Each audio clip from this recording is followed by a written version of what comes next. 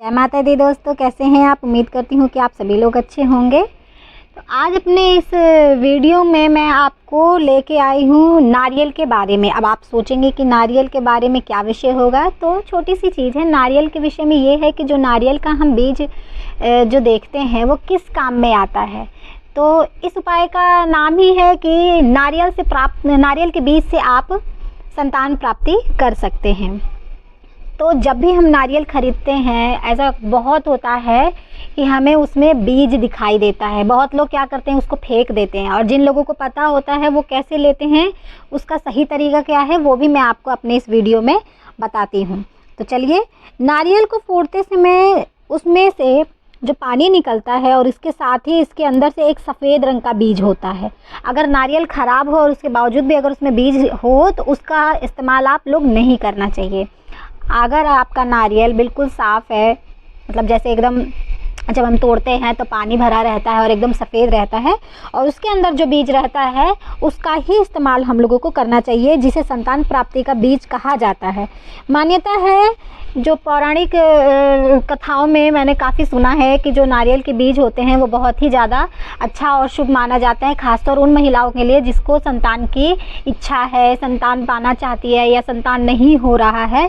तो ये उसके लिए है, जो महिला संतान प्राप्ति की कामना रखती है उसे यह बीज खाना चाहिए, और इससे उसकी मनोकामना जल्द पूरी होती है। लेकिन नारियल के इस बीज को लेते समय इस बात का ध्यान हमें ज़रूर रखना चाहिए कि इसे हमें चबाना बिल्कुल भी नहीं है। बहुत लोग क्या करते हैं, नहीं पता होता है तो लेके चबा लेते हैं, लेकिन हमें चबाना नहीं है। इसे आपको बल्कि पानी के साथ निगल लेना है, यानी जैसे हम दवाई खाते हैं, दवाई के रूप में हम जो इसे खाएंगे उस तरह से पानी की तरह हमें इसको निगलना है। साथ ही यह ध्यान रखें, इसे लेते समय कोई भी हमें देखे नहीं, टोके नहीं, कोई हमें बोले नहीं, या ये ना पूछे कि तुम ये क्या कर रही हो या इसका तुम क्या करोगी। अगर तुम्हें उसमें निकला है तो तुम फटाफट उसको लेके छुपा के रख लो, और एक समय अपना जो भी समय होगा, कोई भी समय। कभी कभी लोग ये पूछते हैं कि आपने तो कोई समय ही नहीं बताया है।